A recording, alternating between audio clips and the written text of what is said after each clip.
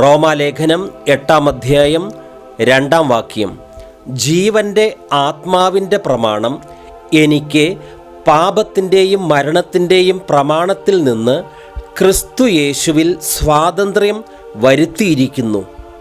റോമാലേഖനം 8-ാം അധ്യായം 3-ാം വാക്യം. ജഡത്താലുള്ള ബലഹീനത നിമിത്തം ന്യായപ്രമാണത്തിന് കഴിയാതിരുന്നതിനെ സാധിപ്പിക്കുവാൻ ദൈവം തൻ്റെ പുത്രനെ പാപജഡത്തിൻ്റെ സാദൃശ്യത്തിലും പാപം നിമിത്തവും അയച്ചു. പാപത്തിന് ജഡത്തിൽ ശിക്ഷ വിധിച്ചു. റോമാലേഖനം 8-ാം അധ്യായം 1-3 വരെ. അതുകൊണ്ട് ഇപ്പോൾ ക്രിസ്തു യേശുവിലുള്ളവർക്കൊരു ശിക്ഷാവിധിയും ഇല്ല. ജീവൻ്റെ ആത്മാവിൻ്റെ പ്രമാണം എനിക്ക് പാപത്തിൻ്റെയും മരണത്തിൻ്റെയും പ്രമാണത്തിൽ നിന്ന് ക്രിസ്തു യേശുവിൽ സ്വാതന്ത്ര്യം വരുത്തിയിരിക്കുന്നു. ജഡത്താലുള്ള ബലഹീനത നിമിത്തം ന്യായപ്രമാണത്തിന് കഴിയാതിരുന്നതിനെ സാധിപ്പിക്കുവാൻ ദൈവം തൻ്റെ പുത്രനെ പാപജഡത്തിൻ്റെ സാദൃശ്യത്തിലും പാപനിമിത്തവും അയച്ചു. പാപത്തിന് ജഡത്തിൽ ശിക്ഷ വിധിച്ചു. ഈ 3 വാക്യങ്ങളിൽ ദൈവം നമുക്ക് വേണ്ടി ചെയ്ത അതിപ്രധാനമായ കാര്യങ്ങൾ പറയുന്നുണ്ട്. 1-ാം വാക്യത്തിൽ പറയുന്നത് നമുക്കിനി ശിക്ഷാവിധിയില്ല. അതിൻ്റെ അർത്ഥം നാം നീതീകരിക്കപ്പെട്ടു, നാം കുറ്റവിമുക്തരായി.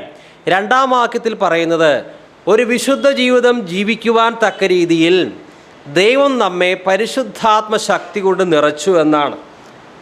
2-ാം വാക്യം ജീവൻ്റെ ആത്മാവിൻ്റെ പ്രമാണം. ജീവൻ്റെ ആത്മാവ് എന്ന് പറയുന്നത് പരിശുദ്ധാത്മാവാണ്. ജീവൻ്റെ ആത്മാവിൻ്റെ പ്രമാണം എനിക്ക് പാപത്തിൻ്റെയും മരണത്തിൻ്റെയും പ്രമാണത്തിൽ നിന്ന് ക്രിസ്തു യേശുവിൽ സ്വാതന്ത്ര്യം വരുത്തിയിരിക്കുന്നു. ഇനി പാപത്തിൻ്റെ അടിമയായി ആരും ജീവിക്കേണ്ട കാര്യം ഇല്ല. പ്രത്യേകം ശ്രദ്ധിക്കുക. ആകയാൽ ഇപ്പോൾ യേശു ക്രിസ്തുവിലുള്ളവർക്ക് യാതൊരു ശിക്ഷാവിധിയുമില്ല. ദൈവം നമ്മളെ ജസ്റ്റിഫൈ ചെയ്തു, ദൈവം നമ്മളെ നീതീകരിച്ചു. എന്നാൽ കേവലം നീ നീതീകരിക്കപ്പെട്ടു, ആ ലേബൽ മാത്രം വഹിച്ചു നടക്കുന്നവരല്ല നാം.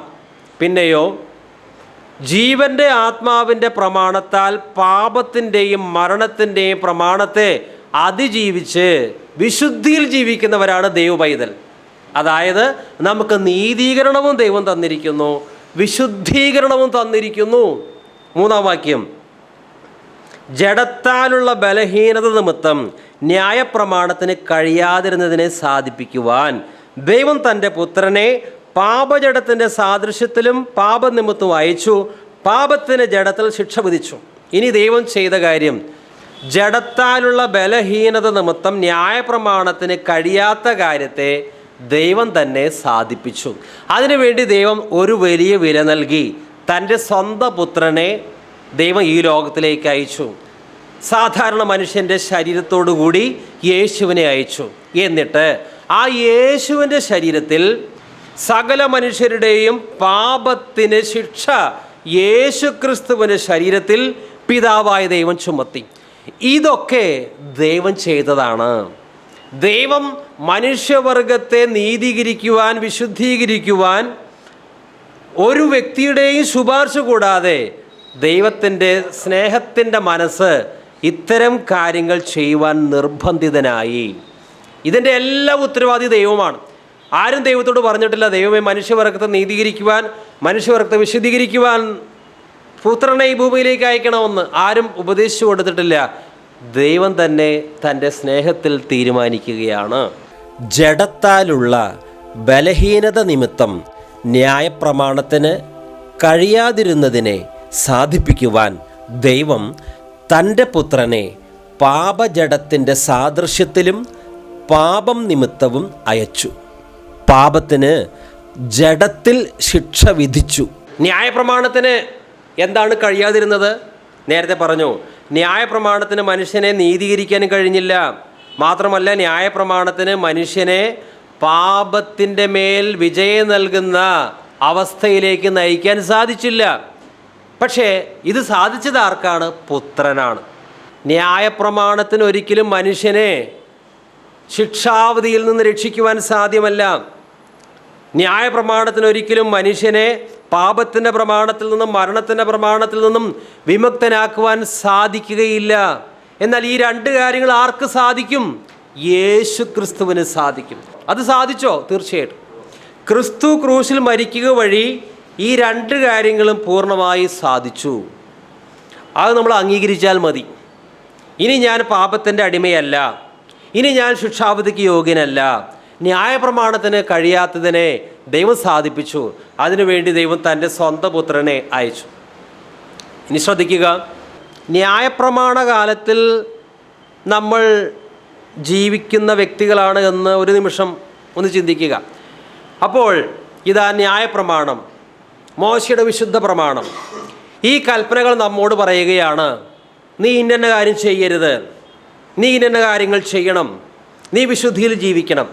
ഇങ്ങനെ ന്യായപ്രമാണത്തിലെ കൽപ്പനകൾ നമ്മോട് ഡിമാൻഡ് ചെയ്യുമ്പോൾ നമ്മൾ നമ്മുടെ ജഡത്തോട് പറയുകയാണ്, നമ്മൾ നമ്മുടെ ശരീരത്തോട് പറയുകയാണ്, ഹേ ശരീരമേ, ഇതാ ന്യായപ്രമാണം ഇന്ന രീതിയിൽ കൽപ്പനകൾ തന്നിരിക്കുന്നു, നീ അത് ചെയ്യണം. അപ്പോൾ ശരീരം പറയുകയാണ്, അയ്യോ ഞാൻ ബലഹീനനാണേ, എനിക്കൊരിക്കലും ന്യായപ്രമാണത്തിലെ കൽപ്പനകൾ പാലിക്കുവാൻ ശക്തിയില്ല. അങ്ങനെ നമ്മൾ പാപം ചെയ്യുന്നു, ന്യായപ്രമാണം പാലിക്കുവാൻ നമുക്ക് സാധ്യമല്ല. എന്നാൽ ഇപ്പോൾ നമ്മുടെ അവസ്ഥ എന്താണ്? ഇപ്പോഴും നമുക്ക് ന്യായപ്രമാണമുണ്ട്. ന്യായപ്രമാണം എന്ന് പറഞ്ഞാൽ യഹൂദന്മാർക്ക് നൽകിയ ആ സെറിമോണിയൽ ലോ അല്ല. 10 കൽപ്പനകൾ ഇന്നും പ്രസക്തമാണ്. 10 കൽപ്പനകൾ ദൈവം മോശയ്ക്ക് കൊടുത്തിരിക്കുന്ന മറ്റെല്ലാ പ്രമാണങ്ങളും 2 കർത്താവായ യേശു ക്രിസ്തു ഒതുക്കിയിട്ടുണ്ട്. അതെന്താണ്? നിന്റെ ദൈവമായ കർത്താവിനെ നീ പൂർണ്ണ ഹൃദയത്തോടും പൂർണ്ണ മനസ്സോടും സർവ്വശക്തിയോടും കൂടെ സ്നേഹിക്കണം, നിന്നെപ്പോലെ തന്നെ നിന്റെ അയൽക്കാരനെ സ്നേഹിക്കണം. ഇതിലെല്ലാ കൽപ്പനകളും അടങ്ങിയിട്ടുണ്ട്. പുതിയ നിയമ ക്രിസ്ത്യാനികൾക്കും ന്യായപ്രമാണമുണ്ട്. ന്യായപ്രമാണം എന്ന് പറയുമ്പോൾ പഴയ നിയമത്തിലെ ആചാരങ്ങളില്ല, ശുദ്ധീകരണ നിയമങ്ങളില്ല, ഹരണയാഗങ്ങളില്ല, ദശാംശമില്ല. ആചാരപരമായ എല്ലാ നിയമങ്ങളും അതിൽ നമ്മൾ വിമുക്തരാണ്. പക്ഷേ ന്യായപ്രമാണം പറയുന്ന മോറൽ നിയമങ്ങളുണ്ട്, അത് നമുക്ക് ബാധകമാണ്.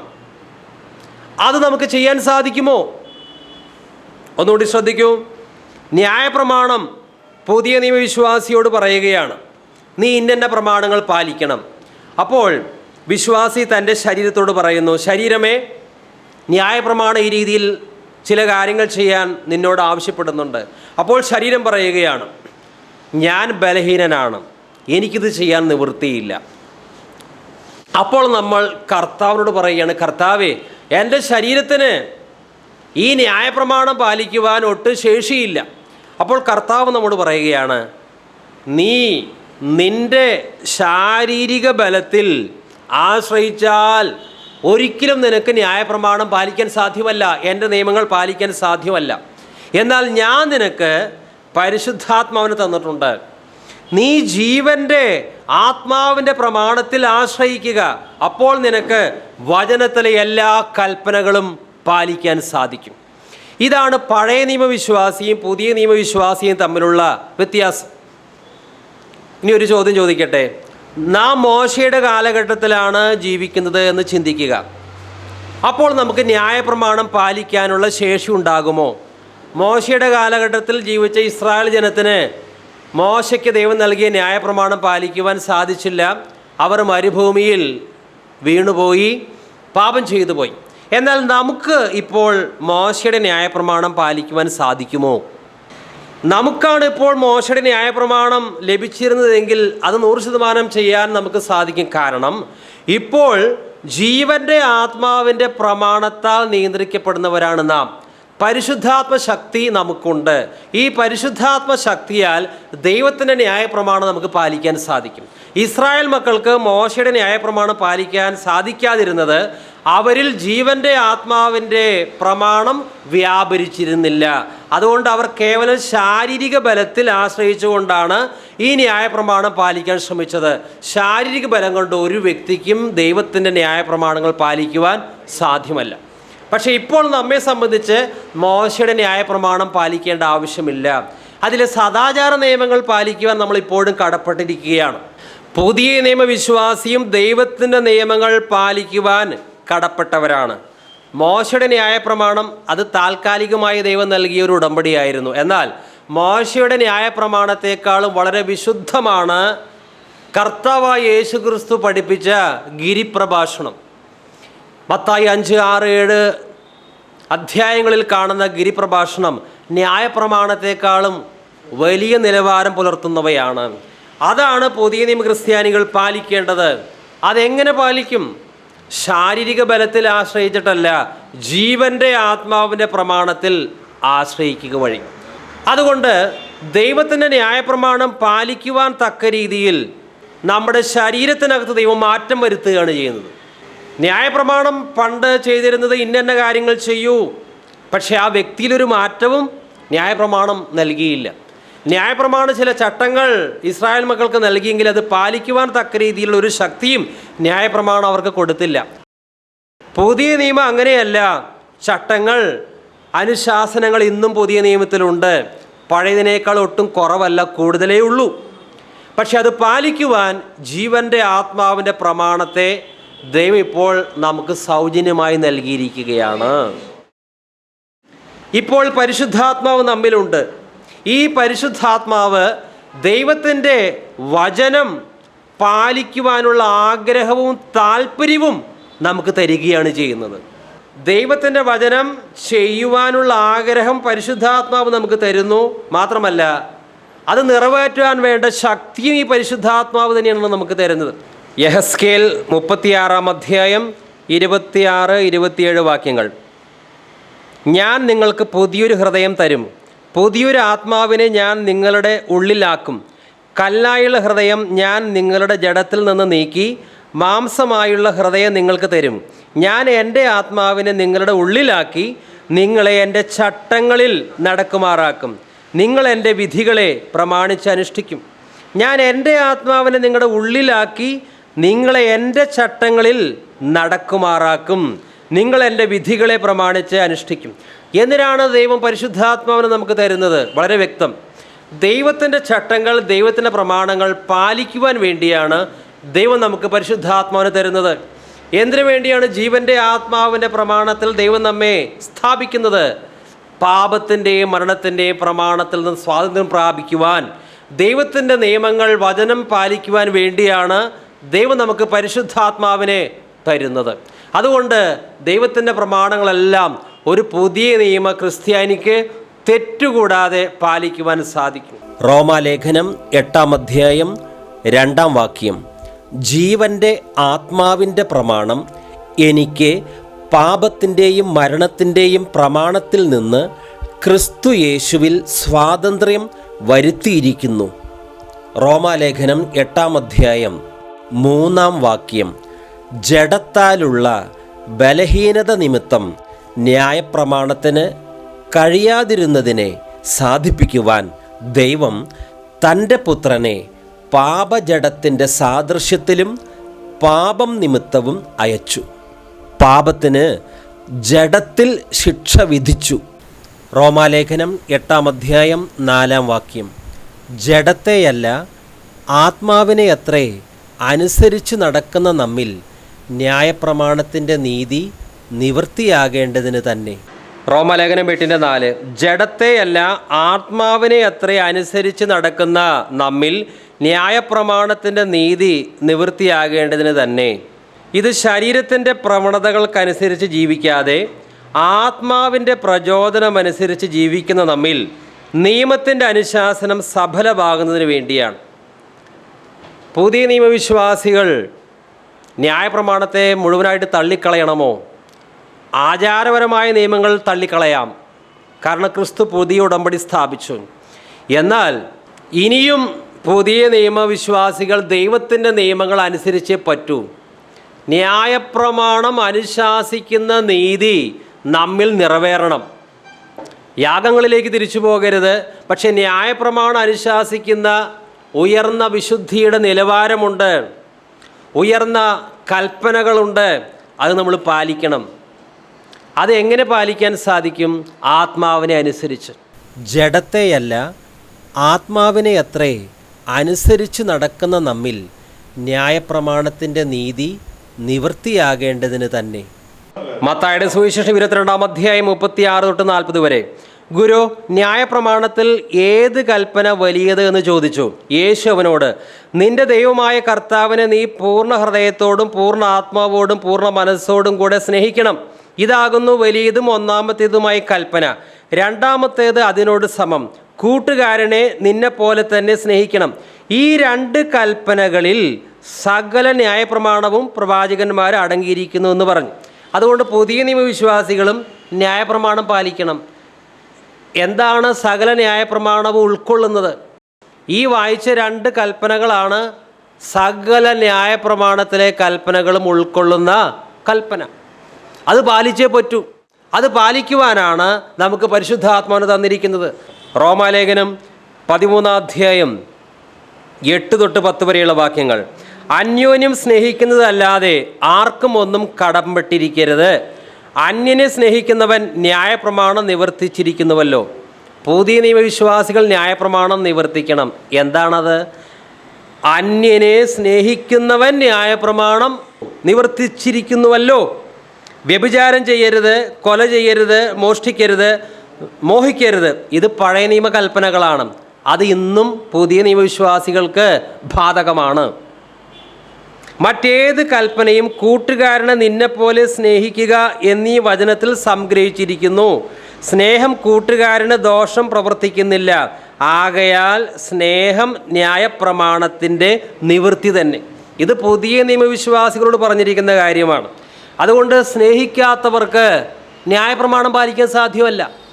ഗലാത്യ ലേഖനം 5-ാം അധ്യായം 14-ാം വാക്യം, കൂട്ടുകാരനെ നിന്നെപ്പോലെ തന്നെ സ്നേഹിക്കണം എന്നുള്ള ഏകവാക്യത്തിൽ ന്യായപ്രമാണം മുഴുവനും അടങ്ങിയിരിക്കുന്നു.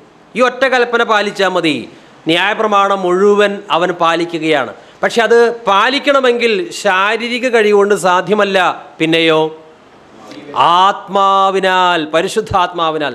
മത്തായി 7-ന്റെ 12-ാം വാക്യം, മനുഷ്യർ നിങ്ങൾക്ക് ചെയ്യണം എന്ന് നിങ്ങൾ ഇച്ഛിക്കുന്നതെല്ലാം നിങ്ങൾ അവർക്കും ചെയ്യുവിൻ. ന്യായപ്രമാണവും പ്രവാചകന്മാരും ഇതുതന്നെ പറയുന്നു. അപ്പോൾ ആ ദൈവത്തിൻ്റെ ന്യായപ്രമാണം ഇന്നും നിലനിൽക്കുന്നുണ്ട്. അത് പ്രാവർത്തികമാക്കുവാൻ ദൈവം നമുക്ക് ശക്തി തരികയാണ്. ദൈവത്തിൻ്റെ ന്യായപ്രമാണം എന്തുകൊണ്ട് നമുക്ക് ബാധകമാണ്? ന്യായപ്രമാണം എന്ന് പറഞ്ഞാൽ മനസ്സിലായല്ലോ, പഴയ നിയമ ആചാരങ്ങളല്ല. ഓക്കെ, ഇന്നും പുതിയ നിയമവിശ്വാസികൾ ന്യായപ്രമാണം പാലിച്ചേ പറ്റൂ. കാരണം ന്യായപ്രമാണത്തിൻ്റെ നീതി നിവർത്തിക്കുന്നത് എങ്ങനെയാണ്? ആത്മാവിനെ അനുസരിച്ച് നടക്കുമ്പോഴാണ് നാം ന്യായപ്രമാണത്തിൻ്റെ നീതി നിവർത്തിക്കുന്നവരായി മാറുന്നത്. ജഡത്തെയല്ല, ആത്മാവിനെ അത്രേ അനുസരിച്ച് നടക്കുന്ന നമ്മിൽ ന്യായപ്രമാണത്തിൻ്റെ നീതി നിവൃത്തിയാകേണ്ടതിന് തന്നെ. ന്യായപ്രമാണം, ദൈവത്തിൻ്റെ നിയമങ്ങൾ ഇന്ന് നമുക്ക് സഹായകരമാണ്. എങ്ങനെ? കുറച്ച് കുട്ടികൾ 2 ടീമായി പിരിഞ്ഞ് ഫുട്ബോൾ കളിക്കുകയാണ്. ഫുട്ബോൾ കളിക്കുമ്പോൾ ഇവർ തമ്മിൽ വഴക്ക് കൂടുന്നു, ശണ്ടയിടുന്നു. കാരണം ഈ കുട്ടികൾക്ക് ഫുട്ബോൾ കളിക്കുമ്പോൾ പാലിക്കേണ്ട നിയമങ്ങൾ കൃത്യമായിട്ട് അറിയുകയില്ല. അതുകൊണ്ട് കളിസ്ഥലത്ത് വലിയ ബഹളം നടക്കുകയാണ്. അപ്പോഴാണ് ഫുട്ബോൾ കളിയുടെ എല്ലാ നിയമങ്ങളും അറിയുന്ന ഒരു റഫറി അവിടെ വന്നത്. റഫറി ഈ കുട്ടികളെ നിയന്ത്രിക്കാൻ തുടങ്ങി. കളിക്കുമ്പോൾ ഇന്ന പ്രമാണങ്ങൾ നിങ്ങൾ പാലിക്കണം, എപ്പോഴാണ് ഓഫ് ആവുക, എപ്പോഴാണ് ഫൗളാകുന്നത്, ഒത്തിരി കാര്യങ്ങൾ അദ്ദേഹം പറഞ്ഞു പഠിപ്പിച്ചു. അങ്ങനെ അദ്ദേഹത്തിൻ്റെ നേതൃത്വത്തിൽ ഇവർ കളിക്കാൻ തുടങ്ങിയപ്പോൾ ഒരു പ്രശ്നവുമില്ല, വളരെ സുഗമമായി അവർക്ക് കളിക്കാൻ സാധിക്കുകയാണ്. കാരണം ഒരു നിയമപാലകൻ വന്നപ്പോൾ അവിടെയുള്ള എല്ലാ അസ്വസ്ഥതയും മാറി. ഇതുപോലെ ഒരു വിശ്വാസിക്ക് വിശുദ്ധിയിൽ ജീവിക്കുവാൻ ദൈവത്തിൻ്റെ നിയമങ്ങൾ ആവശ്യമാണ്. നമുക്ക് സ്വാതന്ത്ര്യമുണ്ട്. ആ സ്വാതന്ത്ര്യത്തിൽ നിലനിൽക്കണമെങ്കിൽ വചനത്തിൻ്റെ ചട്ടക്കൂടിൽ നമ്മൾ നിലനിന്നാലേ പറ്റൂ. റഫറി ഉണ്ടാകുക എന്നുള്ളത് ബുദ്ധിമുട്ടുള്ള കാര്യമല്ല. കളി സുഗമമായിട്ട് തുടരണമെങ്കിൽ എന്തു വേണം? റഫറി വേണം.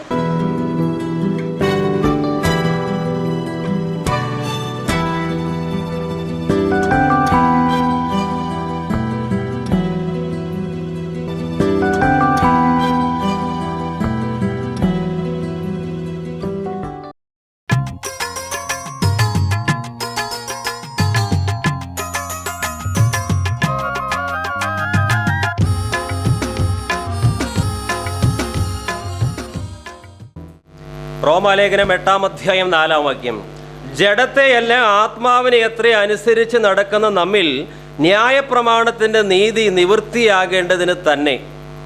ന്യായപ്രമാണം പുതിയ നിയമ ക്രിസ്ത്യാനികൾക്ക് ബാധകമാണോ? പഴയ നിയമത്തിൽ ഒത്തിരി ആചാരങ്ങൾ, അനുഷ്ഠാനങ്ങളുണ്ട്, സെറിമോണിയൽ ലോസ് ഉണ്ട്, അതൊന്നും നമുക്ക് ബാധകമല്ല.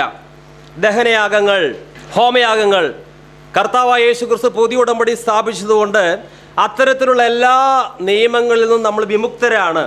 പക്ഷേ ന്യായപ്രമാണമെല്ലാം രണ്ട് കാര്യങ്ങളിൽ നിക്ഷിപ്തമാണ്. നിന്റെ ദൈവമായ കർത്താവിനെ നീ പൂർണ്ണ ഹൃദയത്തോടെ, പൂർണ്ണ ആത്മാവോടെ, സർവ്വശക്തിയോടുകൂടെ സ്നേഹിക്കണം. നിന്നെ പോലെ തന്നെ നിന്റെ അയൽക്കാരനെ സ്നേഹിക്കണം. ഇതാണ് എല്ലാ ന്യായപ്രമാണത്തിൻ്റെ രത്ന ചുരുക്കം. അതുകൊണ്ട് പുതിയ നിയമ ക്രിസ്ത്യാനികൾക്ക് ഈ അർത്ഥത്തിൽ ന്യായപ്രമാണം ബാധകമാണ്. ഈ വാക്യം പറയുന്നത് യേശുക്രിസ്തു ന്യായപ്രമാണം അതിൻ്റെ പൂർണ്ണതയിൽ നിറവേറ്റിയതുകൊണ്ട് നമ്മളിനി ന്യായപ്രമാണം ചെയ്യേണ്ട എന്നല്ല. ക്രിസ്തു ന്യായപ്രമാണം അതിൻ്റെ പൂർണ്ണതയിൽ നിറവേറ്റി ശരിയാണ്. എന്നാൽ ഇവിടെ പറയുന്നത് ന്യായപ്രമാണത്തിന് നീതി നമ്മിൽ നിവൃത്തിയാകണം. അതാണ് നേരത്തെ പറഞ്ഞ ഈ കൽപ്പനകളാണ്. നിന്റെ ദൈവമായ കർത്താവിനെ പൂർണ്ണ ഹൃദയത്തോടെ സ്നേഹിക്കുക, നിന്നെ പോലെ തന്നെ നിന്റെ അയൽക്കാരനെ സ്നേഹിക്കുക. എങ്ങനെയാണ് നമുക്ക് നിന്റെ ദൈവമായ കർത്താവിനെ പൂർണ്ണ ഹൃദയത്തോടെ, പൂർണ്ണ ആത്മാവോടെ, സർവ്വശക്തിയോടും കൂടെ സ്നേഹിക്കാൻ സാധിക്കുക?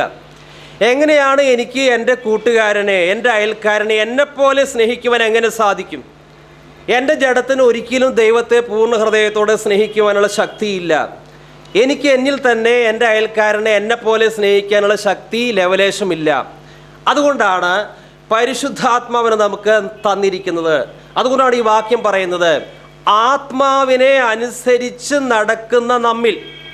നാം പരിശുദ്ധാത്മാവിനെ അനുസരിക്കുമ്പോൾ ദൈവത്തെ പൂർണ്ണ ഹൃദയത്തോടെ സ്നേഹിക്കുവാൻ വേണ്ട ആ ദിവ്യ സ്നേഹം ദൈവം തന്നെ നമ്മിൽ നിക്ഷേപിക്കുകയാണ്. നാം പരിശുദ്ധാത്മാവിനെ അനുസരിക്കുമ്പോൾ അയൽക്കാരനെ നമ്മെപ്പോലെ തന്നെ സ്നേഹിക്കുവാൻ നമുക്ക് ശക്തി തരുന്ന ദിവ്യ സ്നേഹം കൊണ്ട് പരിശുദ്ധാത്മാവ് തന്നെ നമ്മെ നിറയ്ക്കുകയാണ്. അപ്പോൾ ദൈവത്തിൻ്റെ ചട്ടങ്ങൾ, ദൈവത്തിൻ്റെ പ്രമാണങ്ങൾ പാലിക്കുവാനായി നമ്മുടെ ഉള്ളിൽ ഒരാഗ്രഹം ഉണ്ടാവുകയാണ്. പരിശുദ്ധാത്മാവാണ് നമുക്ക് ദിവ്യ താല്പര്യങ്ങൾ തരുന്നത്. ദൈവത്തിൻ്റെ നിയമങ്ങൾ, ദൈവത്തിൻ്റെ ചട്ടങ്ങൾ പാലിക്കുവാൻ വെറുപ്പല്ല, വലിയ ഉത്സാഹവും താല്പര്യവും പരിശുദ്ധാത്മാവും നമുക്ക് തരും. കാരണം നാം ഇപ്പോൾ ജീവൻ്റെ ആത്മാവിൻ്റെ പ്രമാണത്തിന് കീഴിലാണ് വ്യാപരിക്കുന്നത്. ഒരു കാലത്ത് നാം പാപത്തിൻ്റെ പ്രമാണത്തിലും അതുപോലെ തന്നെ മരണത്തിൻ്റെ പ്രമാണത്തിലും അടിമകളായി കഴിഞ്ഞവരായിരുന്നു. എന്നാൽ ക്രിസ്തു നമ്മിൽ പരിശുദ്ധാത്മാവിനെ നമുക്ക് തന്നപ്പോൾ നാം മറ്റൊരു പ്രമാണത്തിലാണ് ഇപ്പോൾ വർക്ക് ചെയ്യുന്നത്, ജീവൻ്റെ ആത്മാവിൻ്റെ പ്രമാണം. യെസക്കിയ 11:19 അവർ എൻ്റെ ചട്ടങ്ങളിൽ നടന്ന് എൻ്റെ വിധികളെ പ്രമാണിച്ച് ആചരിക്കേണ്ടതിന് ഞാൻ അവർക്ക് വേറൊരു ഹൃദയത്തെ നൽകുകയും പുതിയൊരു ആത്മാവിനെ ഉള്ളിലാക്കുകയും ചെയ്യും. കല്ലായുള്ള ഹൃദയം ഞാൻ അവരുടെ ജഡത്തിൽ നിന്ന് നീക്കി മാംസമായുള്ള ഹൃദയം അവർക്ക് കൊടുക്കും. പഴയ നിയമത്തിൽ ദൈവം നൽകിയ വാഗ്ദാനം നമ്മളിലാണ് നിറവേറിയിരിക്കുന്നത്. അതുകൊണ്ട് നമുക്ക് ദൈവത്തിൻ്റെ ചട്ടങ്ങൾ നിശ്ചയമായും ദൈവം ആവശ്യപ്പെടുന്ന അതേ അളവിൽ ചെയ്യാൻ സാധിക്കും. അതിനുള്ള ശേഷി പരിശുദ്ധാത്മാവ് നമുക്ക് തരികയാണ്. യിരെമ്യ 31:31-34 വരെയുള്ള വാക്യങ്ങൾ. ഞാൻ ഇസ്രായേൽ ഗൃഹത്തോടും യഹൂദ ഗൃഹത്തോടും പുതിയൊരു നിയമം ചെയ്യുന്ന കാലം വരുമെന്ന് യഹോവയുടെ അരുളപ്പാട്. ഞാൻ അവരുടെ പിതാക്കന്മാരെ കൈക്ക് പിടിച്ച് മിസ്രയീം ദേശത്തു നിന്ന് കൊണ്ടുവന്ന നാളിൽ ഞാൻ അവരോട് ചെയ്ത നിയമം പോലെയല്ല. അന്നൊരു നിയമം ചെയ്തു.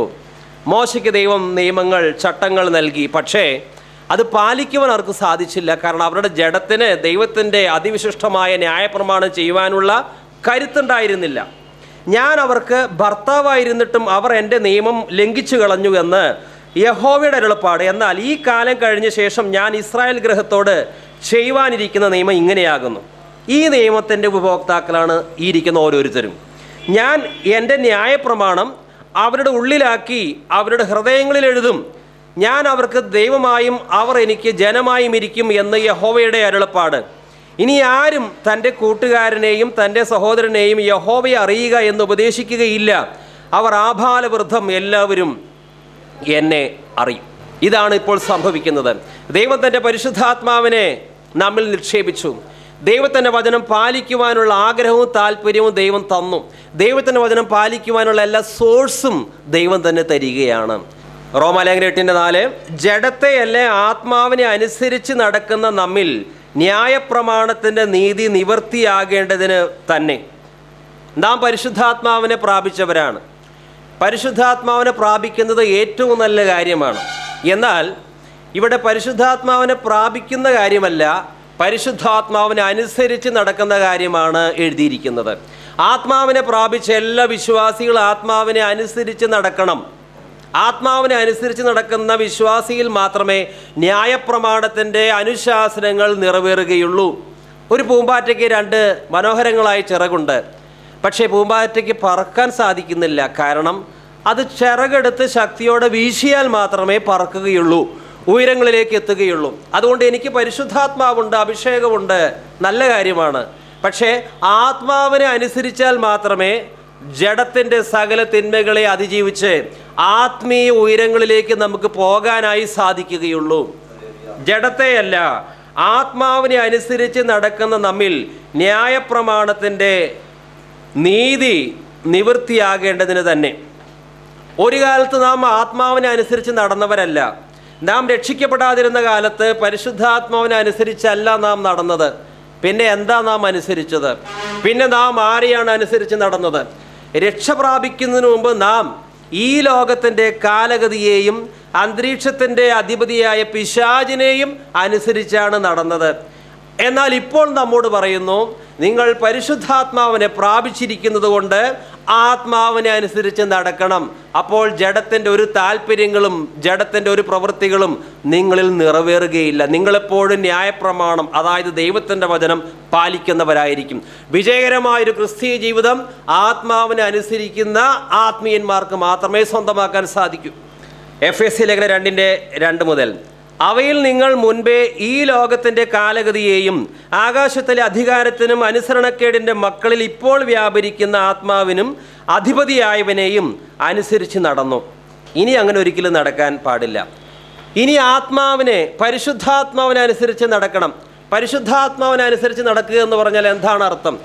ആത്മാവ് നൽകുന്ന നിർദ്ദേശങ്ങളും ആത്മാവ് നൽകുന്ന കൽപ്പനകളും പരിശുദ്ധാത്മാവ് തരുന്ന തിരുത്തലുകളും അനുസരിച്ച് പോവുക. പരിശുദ്ധാത്മാവ് എപ്പോഴും നമ്മെ വചനത്തിൻ്റെ പാതയിലേക്കാണ് നയിക്കുക. നമുക്കാർക്കും സ്വയമായി ദൈവത്തിൻ്റെ വചനം പാലിക്കാനുള്ള ശേഷിയില്ല. എന്നാൽ വചനത്തിൻ്റെ പാതയിൽ പരിശുദ്ധാത്മാവ് നമ്മെ കൈപ്പിടിച്ച് നടത്തുകയാണ്. ആത്മാവിനെ അനുസരിക്കുന്ന ഒരു വിശ്വാസിയിൽ മാത്രമേ വചനപ്രകാരമുള്ളൊരു ജീവിതം കാണാൻ സാധിക്കൂ. അവന് നുണ പറയാൻ സാധ്യമല്ല. അവന് മറ്റ് മോശമായ കാര്യങ്ങളൊന്നും ചെയ്യാൻ സാധ്യമല്ല. കാരണം ആത്മാവിനെ അനുസരിച്ച് നടക്കുന്ന വ്യക്തിയെ സംബന്ധിച്ചിടത്തോളം സ്വന്തം താല്പര്യങ്ങൾ, സ്വന്തം ആഗ്രഹങ്ങൾ നിറവേറ്റുക, അതല്ല അവൻ്റെ ലക്ഷ്യം. പരിശുദ്ധാത്മാവ് എന്താണോ എന്നോട് നിർദ്ദേശിക്കുന്നത് അതനുസരിക്കുക, അതാണ് അവൻ്റെ ആഗ്രഹം. ദൈവമേ, നിൻ്റെ ഇഷ്ടം ചെയ്യുവാൻ ഞാൻ പ്രിയപ്പെടുന്നു. എപ്പോഴാണ് നമുക്കത് പറയാൻ സാധിക്കുക? ദൈവത്തിൻ്റെ ആത്മാവിനെ നാം അനുസരിക്കുമ്പോൾ സ്വന്തം ഇഷ്ടം ചെയ്യാനല്ല, ദൈവത്തിൻ്റെ ഇഷ്ടം ചെയ്യാനായിരിക്കും നമ്മുടെ താല്പര്യം. അപ്പസ്തോല പ്രവർത്തനം 16-ാം അധ്യായത്തിൽ ആസിയയിലേക്ക് പോകരുത്, വചനം അവിടെ പ്രസംഗിക്കരുത് എന്ന് ആരാണ് വിലക്കിയത്? പരിശുദ്ധാത്മാവാണ് വിലക്കിയത്. പൗലോസ് കരുതിയത് ആസിയയിലേക്ക് പോകാം, കാരണം സകല സൃഷ്ടികളോട് സുവിശേഷം പ്രസംഗിക്കേണ്ടതല്ലേ, പിന്നെ എന്തുകൊണ്ട് ആസിയയിൽ പോയിക്കൂടാ? പക്ഷെ പരിശുദ്ധാത്മാവ് പറയാണ്, ഇപ്പോൾ അങ്ങോട്ട് പോകരുത്, ഇപ്പോൾ മക്കദോനിയയിലേക്ക്, മാസിഡോനിയയിലേക്കാണ് പോകേണ്ടത്. ഉടനെ ആ ദേവദാസൻ തൻ്റെ പ്ലാനെല്ലാം മാറ്റിവെച്ചു. ആസിയായിരുന്നു തൻ്റെ പ്ലാൻ. പരിശുദ്ധാത്മാവിന് നിർദ്ദേശം അനുസരിച്ചു മക്കദോനിയയിലേക്ക് പോയി. അവിടെ ഒരു സഭയുണ്ടായി, അതാണ് ഫിലിപ്പിയ സഭ. പ്രിയമുള്ളവരെ, ദൈവത്തിൻ്റെ ആത്മാവിനെ അനുസരിക്കുന്നവനാണ് ആത്മീയൻ. ആത്മാവ് ഒരിക്കലും നമ്മളെ ദ്രവ്യാഗ്രഹത്തിലേക്ക് കൊണ്ടുപോവുകയില്ല. ആത്മാവ് ഒരിക്കലും നമ്മെ ജഡിക പാപങ്ങളിലേക്ക് കൊണ്ടുപോവുകയില്ല. നമുക്ക് പൂർണ്ണ ഹൃദയത്തോടെ പരിശുദ്ധാത്മാവിനെ അനുസരിക്കണമെന്ന ആഗ്രഹം ഉണ്ടെങ്കിൽ ചില അബദ്ധങ്ങളായ തീരുമാനങ്ങൾ എടുക്കുമ്പോൾ തന്നെ പരിശുദ്ധാത്മാവ് അത് തടുക്കും. കർത്താവ് നിങ്ങൾക്ക് കഷ്ടത്തിൻ്റെ അപ്പം തന്നാലും ക്ലേശത്തിൻ്റെ ജലം കുടിക്കേണ്ടി വന്നാലും നിന്റെ നയനങ്ങൾ നിന്റെ ഗുരുവിനെ ദർശിക്കും. നീ ഇടത്തോട്ടോ വലത്തോട്ടോ തിരിയുമ്പോൾ പിന്നിൽ നിന്നൊരു സ്വരം കേൾക്കും, ഇതാണ് വഴി, ഇതിലൂടെ പോവുക. ചിലപ്പോൾ നമ്മുടെ അറിവില്ലായ്മയിൽ തെറ്റായ ചില കാര്യങ്ങൾ ചെയ്യുവാൻ നമ്മൾ ബന്ധപ്പെട്ടു എന്ന് വരാം. എന്നാൽ പൂർണ്ണ ഹൃദയത്തോടെ കർത്താവിനെ അനുസരിക്കുവാൻ ഒരുക്കമുള്ള വിശ്വാസികളാണ് നമ്മളെങ്കിൽ പരിശുദ്ധാത്മാവ് തന്നെ ആ കാര്യത്തിൽ ഇടപെട്ട് ബ്ലോക്ക് ചെയ്യും. അത് നിരന്തരമായി പരിശുദ്ധാത്മാവിനെ അനുസരിക്കുവാൻ ശീലിച്ച അല്ലെങ്കിൽ അത് താല്പര്യമുള്ള വ്യക്തികളിൽ അത് സംഭവിക്കൂ. അല്ലാത്തവർ ദൈവാത്മാവിൻ്റെ സ്വരത്തിന് പ്രാധാന്യം കൊടുക്കാത്തത് കൊണ്ട്, അവർ ദൈവാത്മാവിനെ ധിക്കരിച്ചുകൊണ്ടാണ് പോകുന്നത് എന്നുള്ള കാര്യം അവർക്കറിയുകയില്ല. അതുകൊണ്ടാണ് ധാരാളം വ്യാജപ്രവചനങ്ങൾ പലരും പറഞ്ഞിട്ടും ഒരു കുറ്റബോധം അവർക്ക് തോന്നാത്തത്. പരിശുദ്ധാത്മാവ് അവരിൽ സംസാരിക്കാതിരിക്കെ പരിശുദ്ധാത്മാവോട് സംസാരിക്കുന്നതെന്ന് യാതൊരു ലജ്ജയും കൂടാതെ വിളിച്ചു പറയുന്നതിന് കാരണം എന്താണ്? ഈ ആത്മാവിനനുസരിക്കുന്ന ജീവിതം എന്താണെന്ന് ശീലിച്ചിട്ടില്ല. റോമാലേഖനം 8-ാം അധ്യായം 5-ാം വാക്യത്തിലേക്ക് പ്രവേശിക്കുകയാണ്. ജഡസ്വഭാവമുള്ളവർ ജഡത്തിനുള്ളതും ആത്മസ്വഭാവമുള്ളവർ ആത്മാവിനുള്ളതും ചിന്തിക്കുന്നു. ജഡസ്വഭാവമുള്ളവർ ജഡത്തിനുള്ളതും ആത്മസ്വഭാവമുള്ളവർ ആത്മാവിനുള്ളതും ചിന്തിക്കുന്നു. ജഡം എന്ന് പറഞ്ഞാൽ എന്താണ്? ശരീരം എന്ന് പറഞ്ഞാൽ എന്താണ്? ജഡവും ശരീരവും തമ്മിൽ ചില വ്യത്യാസങ്ങളുണ്ട്. ചിലപ്പോൾ ജഡത്തെ സൂചിപ്പിക്കാനായി ശരീരം എന്ന വാക്കും വിശുദ്ധ ബൈബിൾ ഉപയോഗിക്കുന്നുണ്ട്. നമുക്കൊരു ശരീരമുണ്ട്. ഈ ശരീരം ഇതിൽ തന്നെ പാപമല്ല. നമ്മുടെ ശരീരത്തിൽ രക്തം, മാംസം, അസ്ഥി, ഞരമ്പുകൾ ഇതെല്ലാം നമുക്ക് വളരെ ആവശ്യമുള്ളതാണ്. അപ്പോൾ ജഡം എന്ന് പറഞ്ഞാൽ എന്താണ്? നമ്മുടെ ശരീരത്തിലെ അവയവങ്ങളിൽ പാപം ചെയ്യാനുള്ള ഒരു പ്രവണതയുണ്ട്, ഒരു വാസനയുണ്ട്. ശരീരത്തിൻ്റെ അവയവങ്ങൾക്കിടയിൽ പാപത്തിനായിട്ടുള്ള പ്രവണത ശക്തമാണ്. ശരീരത്തിൻ്റെ അംഗങ്ങൾക്കിടയിലുള്ള ഈ പാപത്തിൻ്റെ പ്രവണതയാണ് ജഡം എന്നതുകൊണ്ട് വിശുദ്ധ ബൈബിൾ ഉദ്ദേശിക്കുന്നത്. നമുക്കറിയാം, ദൈവം മനുഷ്യനെ സൃഷ്ടിക്കുന്നു. നിലത്തെ പൊടി കൊണ്ടാണ് സൃഷ്ടിച്ചത്. അതുകൊണ്ട് തന്നെ നമ്മുടെ ശരീരത്തിന് എപ്പോഴും മണ്ണിനോടാണ് താല്പര്യം. ഇത് മണ്ണിൽ നിന്ന് എടുത്തതുകൊണ്ട് ഭൗതിക കാര്യങ്ങളോടാണ് ഇതിന് താല്പര്യം. നമ്മുടെ ജഡത്തിന് ഒരിക്കലും ആത്മീയ കാര്യങ്ങളോട് താല്പര്യം ഉണ്ടായിരിക്കുകയില്ല. ജഡവും ആത്മാവും പരസ്പരം ശത്രുതയിലാണ്. ജഡസ്വഭാവമുള്ളവർ ജഡത്തിനുള്ളതും ആത്മസ്വഭാവമുള്ളവർ ആത്മാവിനുള്ളതും ചിന്തിക്കുന്നു. ജഡത്തിൻ്റെ ചിന്ത മരണം, ആത്മാവിൻ്റെ ചിന്തയോ ജീവനും സമാധാനവും തന്നെ. നാം ഇപ്പോൾ വീണ്ടും ജനിച്ചവരാണ്. നമുക്കൊരു ജഡമുണ്ടോ? വീണ്ടും ജനിച്ച വിശ്വാസികളാണെങ്കിലും നമുക്കൊരു ജഡമുണ്ട്. നാം ജീവൻ്റെ ആത്മാവിൻ്റെ പ്രമാണത്താൽ നിയന്ത്രിക്കപ്പെടുന്നവരാണ്. എന്നാൽ നമുക്ക് തീരുമാനശേഷിയുണ്ട്. ആത്മാവിനെ അനുസരിക്കണമോ പരിശുദ്ധാത്മാവിനെ അനുസരിക്കണമോ എൻ്റെ തന്നെ ജഡത്തെ അനുസരിക്കണമോ? ഏതും തിരഞ്ഞെടുക്കുവാനുള്ള സ്വാതന്ത്ര്യമുണ്ട്. ആത്മീയൻ എപ്പോഴും പരിശുദ്ധാത്മാവിൻ്റെ നിർദ്ദേശങ്ങൾ അനുസരിച്ച് പ്രവർത്തിക്കുമ്പോൾ ജഡികൻ ജഡത്തിൻ്റെ ഇച്ഛകൾക്ക് കീഴ്വഴങ്ങിയാണ് ജീവിക്കുന്നത്. അതുകൊണ്ടാണ് ജഡികൻ കോപിക്കുന്നതും നുണ പറയുന്നതും ദ്രവ്യാഗ്രഹത്തിൻ്റെ അടിമയാകുന്നതും. ജഡത്തിൻ്റെ പ്രവൃത്തികൾ എന്തൊക്കെയാണ്? പലർക്കത് കാണാപ്പാടറിയാം. എങ്കിലും ഒന്ന് വായിക്കാം. ഗലാത്യർ 5:19 ജഡത്തിൻ്റെ പ്രവൃത്തികൾ വ്യക്തമായിട്ട് അവിടെ എഴുതിയിരിക്കുന്നു. ജഡത്തിൻ്റെ പ്രവൃത്തികളോ ദുർനടപ്പ്, അശുദ്ധി, ദുഷ്കാമം, വിഗ്രഹാരാധന, ആഭിചാരം, പക, പിണക്കം, ജാരശങ്ക, ക്രോധം, ശാഠ്യം, ദ്വന്ദ്വപക്ഷം, ഭിന്നത, അസൂയ, മദ്യപാനം, വെറിക്കൂത്ത് മുതലായവ എന്ന് വെളിവാകുന്നു. ഈ വക പ്രവർത്തിക്കുന്നവർ ദൈവരാജ്യം അവകാശമാക്കുകയില്ല എന്ന് ഞാൻ മുൻപേ പറഞ്ഞതുപോലെ ഇപ്പോഴും മുൻപ് കൂട്ടി പറയുന്നു. ഈ പാപപ്രവൃത്തികളൊക്കെ ശരീരം കൊണ്ടാണ് ചെയ്യുന്നത്. ശരീരം കൊണ്ട് തന്നെയാണ് ദൈവത്തെ മഹത്വപ്പെടുത്തേണ്ടത്. ശരീരം തന്നെയാണ് പാപത്തിനായിട്ട് മനുഷ്യൻ ഉപയോഗിക്കുന്നത്. ആത്മീയൻ അവൻ്റെ ശരീരത്തെ ദൈവത്തെ പ്രസാദിപ്പിക്കുവാൻ വേണ്ടി മാറ്റിവെക്കുമ്പോൾ ജഡികൻ ജഡത്തിൻ്റെ താല്പര്യങ്ങൾ നിറവേറ്റുവാൻ അവൻ്റെ ശരീരത്തെ മാറ്റിവെക്കുന്നു.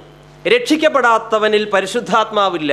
അതുകൊണ്ട് അവൻ്റെ ചിന്തയെല്ലാം നിയന്ത്രിക്കുന്നത് ജഡമാണ്. ജഡത്തിൻ്റെ ചിന്തകളാൽ രക്ഷിക്കപ്പെടാത്തവൻ്റെ മനസ്സ് കലുഷിതമാണ്. രക്ഷിക്കപ്പെടാത്തവനോട്, പരിശുദ്ധാത്മാവിനാൽ വീണ്ടും ജനനം പ്രാപിക്കാത്തൊരു വ്യക്തിയോട് ആത്മീയനായിട്ട് ജീവിക്കണം, ദൈവത്തിൻ്റെ വചനം പാലിക്കണം എന്നൊക്കെ പറഞ്ഞാൽ അവന് ഭയങ്കര ബുദ്ധിമുട്ടാണ്. കാരണം അവൻ ജീവൻ്റെ ആത്മാവിൻ്റെ പ്രമാണത്തിന് കീഴ് വന്നിട്ടില്ല. അവനെ നിയന്ത്രിക്കുന്നത് ജഡമാണ്. അവൻ്റെ ചിന്തകൾ മുഴുവൻ ജഡിക ചിന്തകളാണ്. ശ്രദ്ധിക്കുക, നമ്മുടെ ശരീരം എത്ര വർഷം ഈ ഭൂമിയിലുണ്ടാകും? 80 വർഷം അല്ലെങ്കിൽ 90 വർഷം. 80-90 വർഷം കഴിഞ്ഞാൽ നമ്മുടെ ശരീരം മണ്ണായി പോകും. ജഡികനെ സംബന്ധിച്ചിടത്തോളം ഈ 80-90 വർഷം മാത്രം ആയുസ്സുള്ള ആ ജഡത്തിൻ്റെ താല്പര്യങ്ങൾ നിറവേറ്റുവാനാണ് അവൻ പൂർണ്ണ ശ്രദ്ധയും കൊടുക്കുന്നത്. ഈ ജഡം ഒരിക്കലും സ്വർഗത്തിലെത്തുകയില്ല. എന്നാൽ ഒരു ആത്മീയനെ സംബന്ധിച്ച് 90 വർഷം മാത്രം ആയുസ്സുള്ള അവൻ്റെ ജഡത്തിൻ്റെ താല്പര്യങ്ങൾ നിറവേറ്റുവാൻ വേണ്ടിയല്ല അവൻ ജീവിക്കുന്നത്. അവൻ്റെ ആത്മാവിനാണ് പ്രാധാന്യം കൊടുക്കുന്നത്. അവൻ പരിശുദ്ധാത്മാവിനെ അനുസരിക്കുകയാണെങ്കിൽ അവൻ്റെ മനുഷ്യാത്മാവ് എന്നേക്കും സ്വർഗത്തിൽ വസിക്കും. ഈ കാര്യം നാം എപ്പോഴും മനസ്സിലാക്കണം. നമുക്കൊക്കെ ഒരു ജഡമുണ്ട്. ജഡം പറയും നീ ഇന്ന കാര്യങ്ങൾ ചെയ്യുക, ദേഷ്യപ്പെടുക, മോശമായത് ചിന്തിക്കുക. നമ്മൾ ചിന്തിക്കുക ജഡത്തിന് അല്പായുസ് മാത്രമേ ഉള്ളൂ. ഈ 80-90 വർഷം മാത്രം താൽക്കാലിക ആയുസ്സുള്ള ജഡത്തിൻ്റെ അടിമയായി ഞാൻ എന്തിനാണ് സ്വർഗരാജ്യം നഷ്ടപ്പെടുത്തുന്നത്? ഇത് അല്പകാലത്തേക്ക് മാത്രമല്ലേ ഉള്ളൂ. എപ്പോഴും ഓർക്ക് ജഡം താൽക്കാലികം. ജഡത്തിൻ്റെ ചിന്ത മരണം. 2 പത്രോസ് 2:9-10 വരെ. കർത്താവ് ഭക്തന്മാരെ പരീക്ഷയിൽ നിന്ന് വിടുവിക്കുവാനും നീതികെട്ടവരെ വിശേഷാൽ മലിനമോഹം കൊണ്ട് ജഡത്തെ അനുസരിച്ച് നടക്കുകയും കർത്തൃത്വത്തെ നിന്ദിക്കുകയും ചെയ്യുന്നവരെ തന്നെ ന്യായവിധി ദിവസത്തിലെ ദണ്ഡനത്തിനായി സൂക്ഷിപ്പാനും അറിയുന്നുവല്ലോ. ജഡത്തിൻ്റെ ആയുസ് താൽക്കാലികമാണ്. പക്ഷേ ഈ ജഡത്തിൻ്റെ മോഹങ്ങൾ ഒരുവൻ പൂരിപ്പിച്ച് ജീവിച്ചാൽ നിത്യത മുഴുവൻ ദണ്ഡനമാണ്. റോമാലേഖനം 8-4 ജഡത്തെയല്ല ആത്മാവിനെ അത്രേ അനുസരിച്ച് നടക്കുന്ന നമ്മിൽ ന്യായപ്രമാണത്തിൻ്റെ നീതി നിവൃത്തിയാകേണ്ടതിന് തന്നെ. ജഡസ്വഭാവമുള്ളവർ ജഡത്തിനുള്ളതും ആത്മസ്വഭാവമുള്ളവർ ആത്മാവിനുള്ളതും ചിന്തിക്കുന്നു. ജഡത്തിൻ്റെ ചിന്ത മരണം, ആത്മാവിൻ്റെ ചിന്തയോ ജീവനും സമാധാനവും തന്നെ. ജഡത്തിൻ്റെ ചിന്ത ദൈവത്തോട് ശത്രുത്വം ആകുന്നു. അത് ദൈവത്തിൻ്റെ ന്യായപ്രമാണത്തിന് കീഴ്പ്പെടുന്നില്ല, കീഴ്പ്പെടുവാൻ കഴിയുന്നതുമല്ല. ജഡസ്വഭാവമുള്ളവർക്ക് ദൈവത്തെ പ്രസാദിപ്പിക്കുവാൻ കഴിവില്ല. നിങ്ങളോ ദൈവത്തിൻ്റെ ആത്മാവ് നിങ്ങളിൽ വസിക്കുന്നു എന്നു വരികിൽ ജഡസ്വഭാവമുള്ളവരല്ല ആത്മസ്വഭാവമുള്ളവരത്രേ. ക്രിസ്തുവിൻ്റെ ആത്മാവില്ലാത്തവൻ അവനുള്ളവനല്ല. ജഡീകന്മാർക്കും ദൈവവിശ്വാസമുണ്ട്. അവരുടെ വിശ്വാസത്തിൻ്റെ കേന്ദ്രം എന്താണ്? അവരുടെ സ്വന്തം മനസ്സിലെ മോഹങ്ങൾ, ജഡത്തിലെ മോഹങ്ങൾ, ആഗ്രഹങ്ങളൊക്കെ നിറവേറുവാൻ ദൈവത്തെ ഏത് രീതിയിൽ നിർബന്ധിക്കണം. സ്വന്തം മനസ്സിലെ ദുരാശകൾ നിറവേറുവാൻ വേണ്ടി അവർ പ്രാർത്ഥിക്കുന്നു. സത്യദൈവം ഏതാണെന്ന് അവർക്ക് അറിയുകയില്ല. എന്തായാലും ഒരു ദൈവവിശ്വാസം അവർക്കുണ്ട്. അതുകൊണ്ടാണ് ഫിലിപ്പിയ ലേഖനത്തിൽ നാം വായിക്കുന്നത്, ഫിലിപ്പിയ 3:18 അവരുടെ അവസാനം നാശം, അവരുടെ ദൈവം വയറ്, ലജ്ജയായതിൽ അവർക്ക് മാനം തോന്നുന്നു, അവർ ഭൂമിയിലുള്ളത് ചിന്തിക്കുന്നു.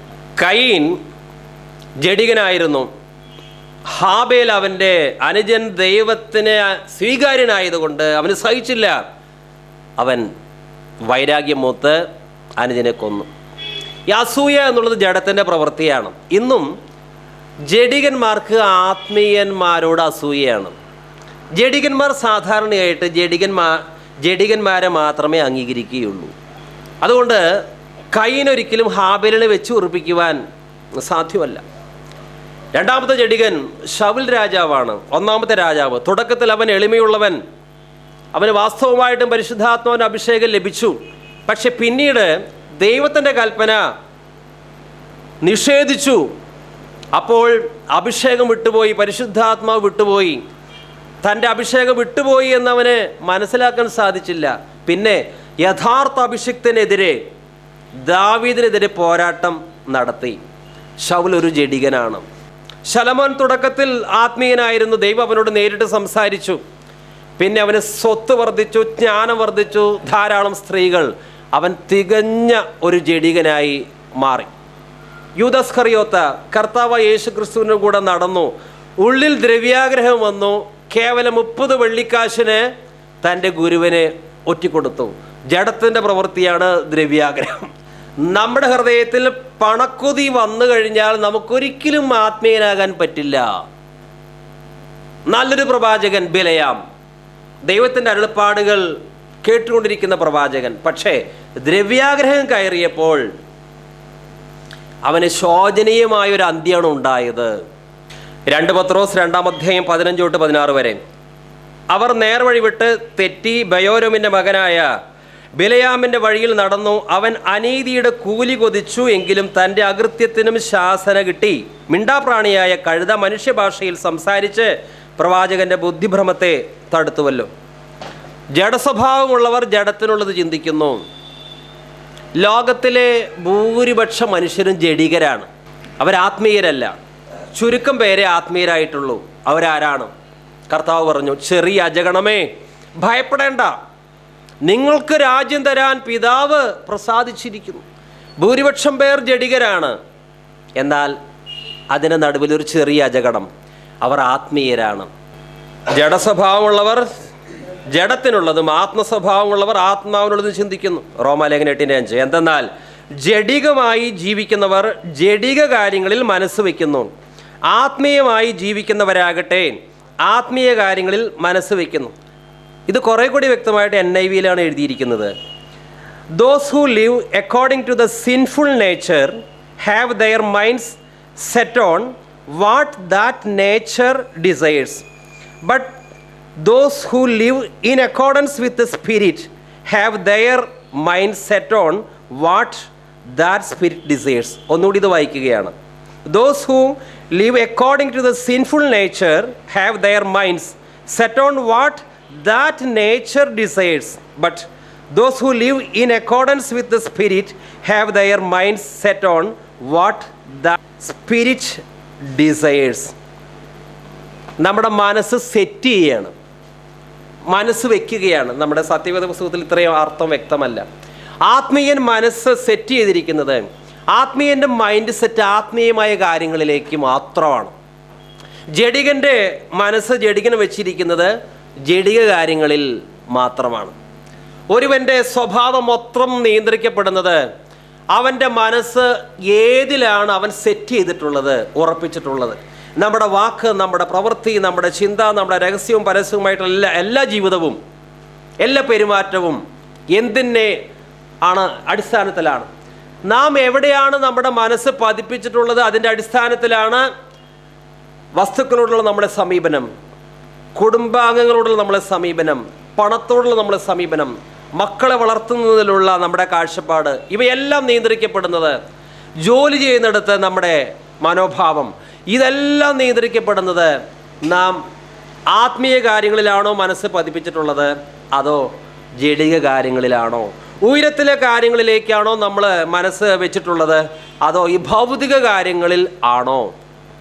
നാം ആത്മീയമായ കാര്യങ്ങളിലാണ് മനസ്സ് വെച്ചിട്ടുള്ളതെങ്കിൽ സ്വർഗത്തിലെത്തും, യാതൊരു സംശയവുമില്ല.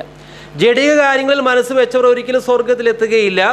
ആത്മീയമായ കാര്യങ്ങളിൽ മനസ്സ് വെച്ചിട്ടുള്ളവർ സ്വർഗത്തിലെത്തും. എന്നാൽ ആത്മീയ കാര്യങ്ങളിൽ മനസ്സ് വെച്ചവർ സ്വർഗത്തിലെത്തുമെന്ന് മാത്രമല്ല, ഈ ഭൂമിയിൽ അവരുടെ ജീവിതം ക്വാളിറ്റിയുള്ള ജീവിതമായിരിക്കും. ഒരു യഥാർത്ഥ വിശുദ്ധൻ ആത്മീയമായ കാര്യത്തിൽ മാത്രമാണ് മനസ്സ് വെച്ചിരിക്കുന്നത്. അതുകൊണ്ട് സാധാരണ മനുഷ്യൻ്റെ ജീവിതം പോലെയല്ല അവൻ്റെ ജീവിതം. സ്വർഗത്തിലെത്തും, സംശയമില്ല. പക്ഷേ അവൻ്റെ ഈ ഭൂമിയിലെ ജീവിതം സാധാരണ മനുഷ്യൻ്റെ ജീവിതം പോലെയല്ല. ജഡത്തിൽ മനസ്സ് കേന്ദ്രീകരിച്ചവർ എങ്ങനെ പണം നേടാം, എങ്ങനെ സ്ഥാനമാനങ്ങൾ നേടാം, എങ്ങനെ സമൂഹത്തിൽ അംഗീകാരം കിട്ടും, അതുപോലെ തന്നെ എല്ലാ വിഷയത്തിലും അവർക്ക് അവരുടേതായ ലക്ഷ്യങ്ങളുണ്ട്. എന്നാൽ ആത്മീയന് ഈ പറഞ്ഞ കാര്യങ്ങളല്ല. അവൻ്റെ താല്പര്യം എങ്ങനെ കൂടുതൽ സമയം ആരാധിക്കണം, എങ്ങനെ പ്രാർത്ഥിക്കണം നന്നായിട്ട്, എങ്ങനെ വചനം ധ്യാനിക്കണം, എങ്ങനെ സുവിശേഷ വേലയിൽ എനിക്ക് പങ്കാളിയാകാൻ സാധിക്കും, എൻ്റെ കർത്താവിന് കൂടുതൽ പ്രസാദം വരുന്ന കാര്യങ്ങൾ ഏതൊക്കെയാണ്, അത് അന്വേഷിച്ച് അതാണ് അവൻ പ്രിയപ്പെടുന്നത്. എങ്ങനെ ഓരോ ദിവസം കഴിയുന്തോറും ക്രിസ്തുവുമായിട്ടുള്ള ആത്മബന്ധത്തിൻ്റെ തീവ്രത എങ്ങനെ വർദ്ധിപ്പിക്കാൻ സാധിക്കും, എങ്ങനെ കൂടുതൽ വിശുദ്ധിയിൽ നിന്ന് വിശുദ്ധിയിലേക്ക് എനിക്ക് ഉയരുവാൻ സാധിക്കും. ഇതാണ് ആത്മീയൻ്റെ താല്പര്യം. ഇനി ചിലരിങ്ങനെ പറയും, ഞാൻ താമസിക്കുന്ന സാഹചര്യങ്ങളിലുള്ള വ്യക്തികൾ ജഡികന്മാരാണ്, ഭാര്യ ആത്മീയ അല്ല, ഭർത്താവ് ആത്മീയനല്ല, സഭയിലുള്ളവർ ആത്മീയരല്ല, അതുകൊണ്ട് അവരുടെ സ്വഭാവം എന്നെ സ്വാധീനിച്ചു, ഞാനും ജഡികനായി പോയിക്കൊണ്ടിരിക്കുകയാണെന്ന് ചിലർ പറഞ്ഞേക്കാം.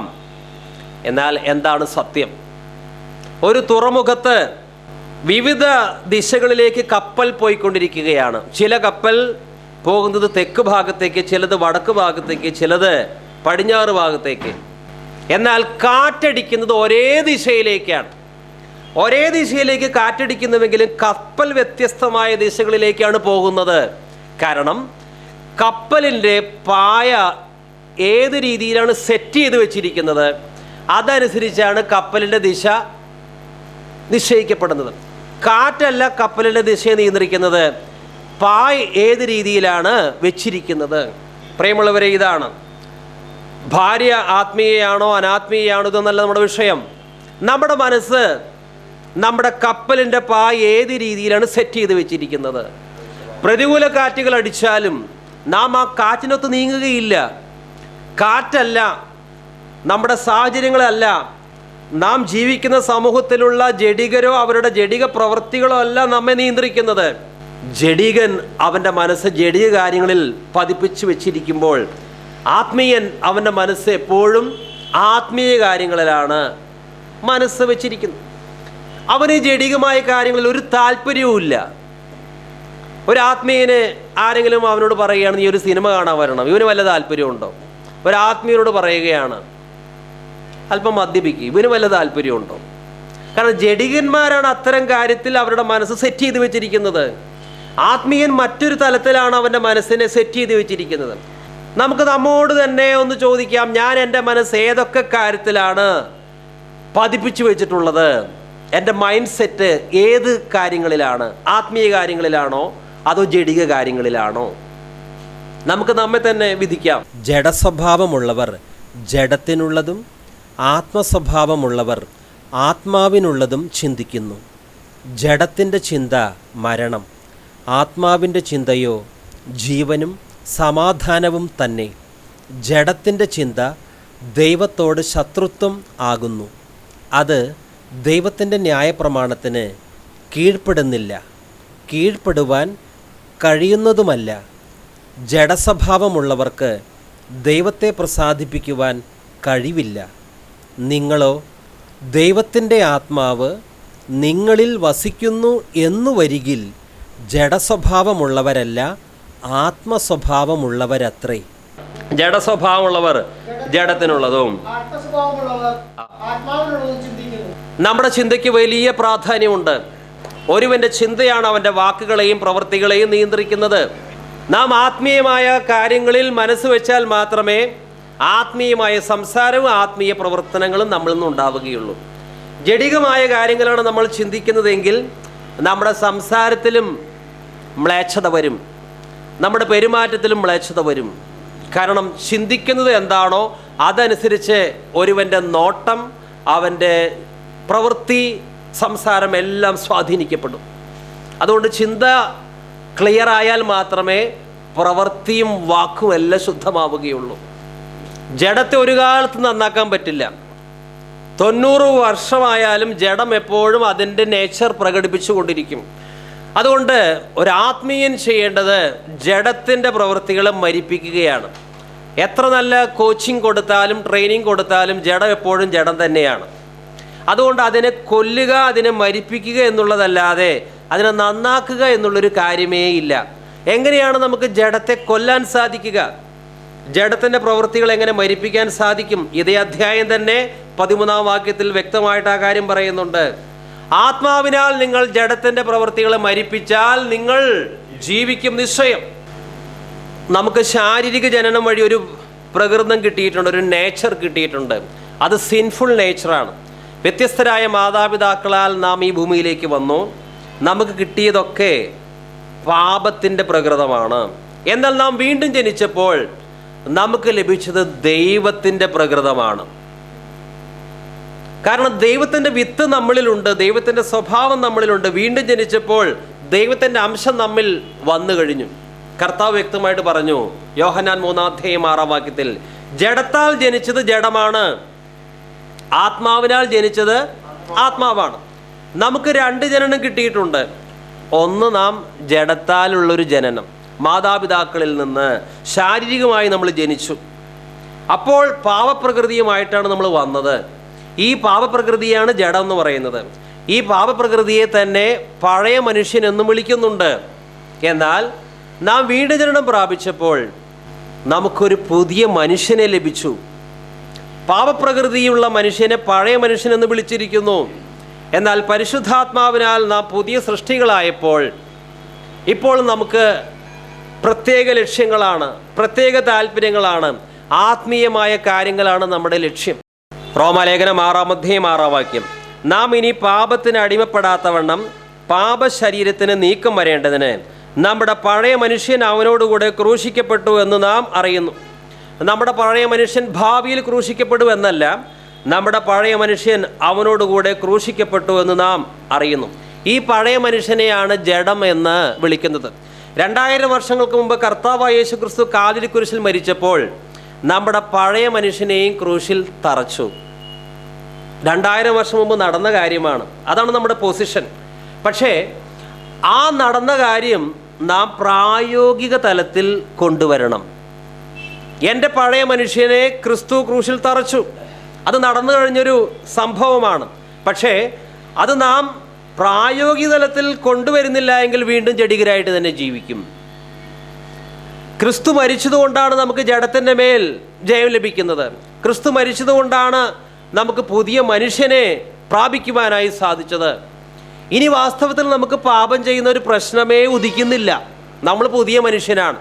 ദൈവത്തിൻ്റെ സ്വഭാവം നമ്മളിലുണ്ട്. വീണ്ടും ജനിച്ചവരാണ്. ആത്മാവിൻ്റെ പ്രമാണത്താൽ വ്യാപരിക്കുന്നവരാണ്. ഇനി നമുക്ക് പാപം വാസ്തവത്തിൽ ഒരു വിഷയമേ അല്ല. ഇപ്പോൾ നാം പുതിയ മനുഷ്യരാണ്, പരിശുദ്ധാത്മാവിനാൽ നിറഞ്ഞവരാണ്. അതുകൊണ്ട് 1 യോഹന്നാൻ 3:9 പറയുന്നു, ദൈവത്തിൽ നിന്ന് ജനിച്ചവൻ ആരും പാപം ചെയ്യുന്നില്ല, അവൻ്റെ സ്വഭാവം അഥവാ വിത്ത് അവനിൽ വസിക്കുന്നു. ദൈവത്തിൽ നിന്ന് ജനിച്ചതിനാൽ അവന് പാപം ചെയ്യുവാൻ കഴിയുകയുമില്ല. 1 യോഹന്നാൻ 3:9 NIV നിന്ന് വായിക്കുന്നു, no one who is born of God will continue to sin because God's seed remains in him. He cannot go on sinning because he has been born of God. ദൈവത്തിൽ നിന്ന് ജനിച്ചിരിക്കുന്നത് കൊണ്ട് പാപത്തിൽ തുടരാൻ അവന് സാധ്യമല്ല എന്നാണ്. കണ്ടിന്യൂ, പാപം ചെയ്തത് എങ്ങനെ ജീവിക്കാൻ അവന് സാധ്യമല്ല. ഒരു പൂച്ച ഒരു പക്ഷേ ചെളിയിൽ വീണു എന്ന് വരാം, ഉടനെ തന്നെ അത് കഴുകും. കാരണം അതിനൊരു നേച്ചറുണ്ട്, അഴുക്ക് കഴുകിക്കളയണം. എന്നാൽ ഒരു പന്നി ചെളിയിൽ വീണാൽ ഒരിക്കലും കഴുകാൻ ശ്രമിക്കുകയില്ല. അതിനൊരു സ്വഭാവമുണ്ട്, അഴുക്കത് താല്പര്യപ്പെടുന്നു. ഇതുപോലെ ഒരു ദൈവ പൈതൽ ഒരിക്കലും പാപത്തിൽ തുടരാൻ ആഗ്രഹിക്കുകയില്ല. പാപത്തിൽ തുടരുവാൻ അവൻ ആഗ്രഹിക്കുന്നുവെങ്കിൽ അതിൻ്റെ അർത്ഥം അവൻ വീണ്ടും ജനിച്ചിട്ടില്ല. അഥവാ അബദ്ധത്തിൽ അഴുക്കായാൽ ഉടനെ അവൻ ക്ലീനാക്കും. കാരണം അവൻ്റെ ഉള്ളിലുള്ളത് ദൈവത്തിൻ്റെ സ്വഭാവമാണ്. അവന് അശുദ്ധിയുമായിട്ട് ഒരിക്കലും പൊരുത്തപ്പെടാൻ സാധ്യമല്ല. കാരണം അവനൊരു പ്രത്യേക നേച്ചറാണ് ഇപ്പോൾ ദൈവം കൊടുത്തിരിക്കുന്നത്. അത് അശുദ്ധിയുമായിട്ട് ഒരിക്കലും താതാത്മ്യപ്പെടുകയില്ല. ദൈവത്തിൻ്റെ ആത്മാവ് നിങ്ങളിൽ വസിക്കുന്നു എന്നു വരികിൽ ജഡസ്വഭാവമുള്ളവരല്ല, ആത്മസ്വഭാവമുള്ളവരത്രേ. ക്രിസ്തുവിൻ്റെ ആത്മാവില്ലാത്തവൻ അവനുള്ളവനല്ല. നമ്മൾ ആത്മീയരാണ്, ആത്മാവിനുള്ളതാണ് നമ്മൾ ചിന്തിച്ചു കൊണ്ടിരിക്കുന്നത്. എന്നാൽ അതേസമയം തന്നെ ഒരു ശത്രുവുണ്ട്, ജഡമുണ്ട്. ജഡത്തെ എപ്പോഴും നമ്മൾ ജാഗ്രതയോടെ കൈകാര്യം ചെയ്യണം. റോമാലേഖനം 8:1 പറയുന്നത്, ആകയാൽ ഇപ്പോൾ യേശു ക്രിസ്തുവിനോട് ഐക്യമത്യപ്പെട്ടിരിക്കുന്നവർക്ക് യാതൊരു ശിക്ഷാവധിയുമില്ല. നാം ശിക്ഷാവധി മാറിയവരാണ്, നീതീകരണം നേടിയവരാണ്. അത് പറഞ്ഞിട്ട് ജഡത്തെ അനുസരിച്ച് നടക്കാൻ പാടില്ല. 4-ാം വാക്യത്തിൽ നമ്മൾ വായിച്ചത്, ജഡത്തെയല്ല ആത്മാവിനെ അനുസരിച്ച് നടക്കുന്ന നമ്മിൽ ന്യായപ്രമാണത്തിന് നീതി. ജഡത്തെയല്ല ആത്മാവിനെ അത്രേ അനുസരിച്ച് നടക്കുന്ന നമ്മിൽ ന്യായപ്രമാണത്തിൻ്റെ നീതി നിവൃത്തിയാകേണ്ടതിന് തന്നെ. ഞാൻ നീതീകരിക്കപ്പെട്ടു, എനിക്കിനി ശിക്ഷാവധിയില്ല എന്ന് അവകാശപ്പെട്ടുകൊണ്ട് ജഡത്തെ അനുസരിച്ച് മുന്നോട്ട് പോയാൽ അവൻ തന്നെ വഞ്ചിക്കുകയാണ്. ശിക്ഷാവധി മാറിയ, നീതീകരണം പ്രാപിച്ച ഓരോ വിശ്വാസിയും പരിശുദ്ധാത്മാവിനനുസരിക്കണം. ജഡത്തിൻ്റെ പ്രവൃത്തികൾ മരിപ്പിക്കണം. ജഡം ഇപ്പോഴും ഉണ്ട്, അതൊരു യാഥാർത്ഥ്യമാണ്. ജഡത്തെ ജാഗ്രതയോടെ കൈകാര്യം ചെയ്തില്ല എങ്കിൽ ജഡം നമ്മളെ കീഴടക്കും. ഒരു സിംഹം ഉറങ്ങുകയാണ്. ഒരു വ്യക്തി വിചാരിച്ചു സിംഹം ചത്തുപോയി എന്ന്. ഒരു വടിയെടുത്ത് സിംഹത്തെ കുത്താൻ തുടങ്ങി. കാരണം ചത്തുപോയതല്ലേ. വാസ്തവത്തിൽ സിംഹം ചത്തിട്ടില്ല, ഉറങ്ങുന്നേ ഉള്ളൂ. ഉറങ്ങുന്ന സിംഹത്തെ കുത്തിയാൽ എന്തായിരിക്കും സംഭവിക്കുക? കുത്തിയ വ്യക്തിയെ ശരിയാക്കും. ഇതുപോലെ ജഡമൊന്നും എന്നെ കീഴ്പ്പെടുത്തില്ല എന്ന് പറഞ്ഞ് ജഡത്തോട് കളിക്കാൻ പോയാൽ ജഡം ഒരു പാഠം പഠിപ്പിക്കും. എത്ര ആത്മീയനാണെന്ന് പറഞ്ഞാലും, എനിക്ക് വചനജ്ഞാനം ഉണ്ടെന്ന് പറഞ്ഞാലും, നമുക്കൊരു കാര്യം അറിയാം. ദാവീദ് അഭിഷിക്തനായിരുന്നു. അവൻ ആടുകളെ മേയിച്ചുകൊണ്ടിരിക്കുമ്പോൾ ആടുകളെ പിടിക്കാനായിട്ട് സിംഹം വന്നു. ദാവീദിന് വലിയ ശാരീരിക ബലമുണ്ട്. ആ ബലം ഉപയോഗിച്ച് സിംഹത്തെ കൊന്നു. പക്ഷേ തൻ്റെ ജഡത്തിലുള്ള ഒരു സിംഹമുണ്ട്, അതിനെ കൊല്ലാൻ പറ്റിയില്ല. ബത്ശബയെ കണ്ടപ്പോൾ ആ ജഡത്തിലുള്ള സിംഹത്തെ കൊല്ലുവാൻ ഇദ്ദേഹത്തിന് സാധിച്ചില്ല. തൻ്റെ അകത്തെ ആ സിംഹം ദാവീദിനെ തോൽപ്പിച്ചു കളഞ്ഞു. അവൻ പാപം ചെയ്തു. പിന്നെ വലിയ കണ്ണീരും പ്രശ്നങ്ങളും പ്രതിസന്ധികളുമായി. അതുകൊണ്ട് എപ്പോഴും ഈ ബോധ്യം ഉണ്ടായിരിക്കണം, ഞാൻ ജഡത്തിനൊരു അവസരം കൊടുക്കുകയില്ല. ഒരു പ്രശ്നവുമില്ല. എപ്പോഴും ആത്മീയമായത് ചിന്തിച്ച് ആത്മീയ പ്രവർത്തനങ്ങളിൽ മാത്രം ഏർപ്പെട്ട ഒരു പ്രശ്നവുമില്ല. ജഡം ഒരു പ്രശ്നമേ അല്ല. പക്ഷേ ഇതിനെ പലരും അലസതയോടെയാണ് കാണുന്നത്. ജഡത്താൽ ജനിച്ചത് ജഡമാണ്, ആത്മാവിനാൽ ജനിച്ചത് ആത്മാവാണ്. ഒരിക്കലും ഒരു മനുഷ്യൻ ഒരു നായയെ വളർത്തുന്നുണ്ടായിരുന്നു. അദ്ദേഹത്തിന് സുഹൃത്ത് ചോദിച്ചു, നിങ്ങളുടെ നായ എന്താണ് എപ്പോഴും ഒരു നായെപ്പോലെ പെരുമാറുന്നത്? അപ്പോൾ ഇദ്ദേഹം പറഞ്ഞു, അത് നായ ആയതുകൊണ്ടാണ് നായെപ്പോലെ പെരുമാറുന്നത്. എന്തുകൊണ്ടാണ് ഒരു ജഡികൻ എപ്പോഴും ജഡിക കാര്യങ്ങളിൽ ഏർപ്പെടുന്നത്? ജഡത്താൽ ജനിച്ചത് ജഡമാണ്. അവൻ വീണ്ടും ജഡത്തിന് വിധേയനായിട്ടില്ല. എന്തുകൊണ്ടാണ് ഒരു ആത്മീയൻ എപ്പോഴും ആത്മീയമായ കാര്യങ്ങളിൽ വ്യാപൃതനായിരിക്കുന്നത്? ഉത്തരം, അവൻ ആത്മീയനാണ്.